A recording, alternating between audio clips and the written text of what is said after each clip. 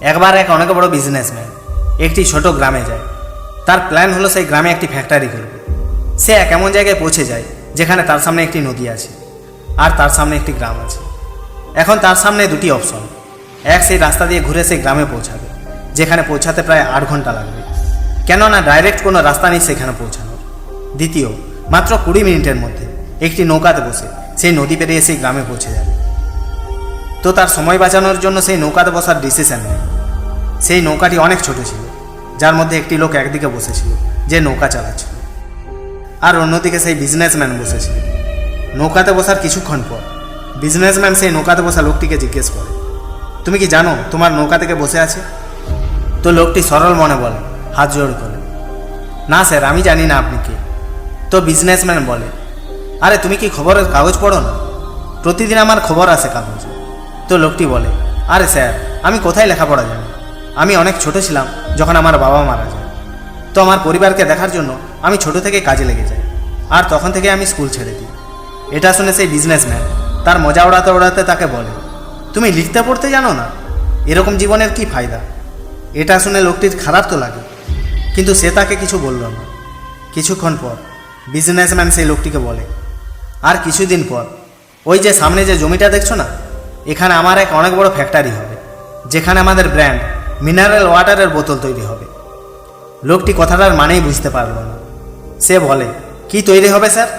তো বিজনেসম্যান সামান্য ইরিটেড হয়ে বলে যে এখানে আমাদের জলের বোতল তৈরি হবে, যা তোমার গ্রামে বিক্রি হবে না, কিন্তু শহরে অনেক বিক্রি হবে।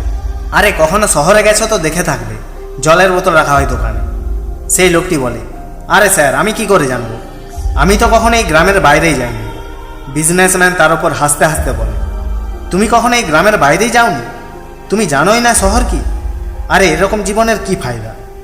তার কথা শুনে সেই লোকটির সত্যিই মনে হতে লাগে যে আমার জীবন হয়তো কোনো কাজেরই নয়। তার এই চিন্তার জন্য তার নৌকার থেকে নজর সরে যায়, আর তখনই নৌকার সাথে ধাক্কা হয়ে যায় একটি বড় পাথরের, যার কারণে নৌকাতে জল ভর্তি হতে থাকে আর নৌকা ডুবতে থাকে। সেই জায়গায় জল অনেক গভীর ছিল আর কিনারা অনেক দূরে ছিল।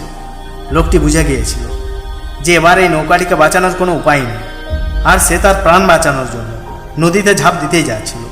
তখনই সে ওই বিজনেসম্যানকে জিজ্ঞেস করে, স্যার, আপনি সাঁতার তো জানেন তাই না? তো বিজনেসম্যান ভয় পেয়ে জিজ্ঞেস করে, এরকম কেন জিজ্ঞেস করছো? আমি সাঁতার জানি না। তার কথা শুনে লোকটির হাসি চলে আসে, আর সে বলে, আরে স্যার, আপনি সাঁতারও জানেন না? এরকম জীবনের কি ফায়দা?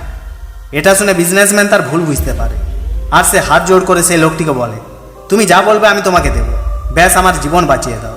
তো সেই লোকটি বলে, আরে স্যার, আপনি ভয় পাবেন না, আমি শুধু সাঁতারই জানি না, আমি ডুবে যাওয়া লোককে বাঁচাতেও পারি। আপনি আমাকে জোরে ধরুন, আমি আপনাকে বাঁচিয়ে নেব। আর তারপর সেই লোকটি না শুধু নিজেরই বরং সেই বিজনেসম্যানেরও জীবন বাঁচায়। তো এই কাহিনী থেকে আমরা অনেক বড় শিক্ষা নিতে পারি যে এই জীবনে আমাদের কখনো কারো মজা ওড়ানো উচিত নয়, বা তাকে আমাদের থেকে কম মনে করা উচিত নয়, কেননা আমরা জানি না যে আমাদের কখন, কোথায়, কিভাবে, কার দরকার পড়বে। ভিডিও ভালো লাগলে লাইক, শেয়ার, কমেন্ট এবং সাবস্ক্রাইব করে বেল আইকনটি অল করে দেবে। জয় হিন্দ, বন্দে মাতরম।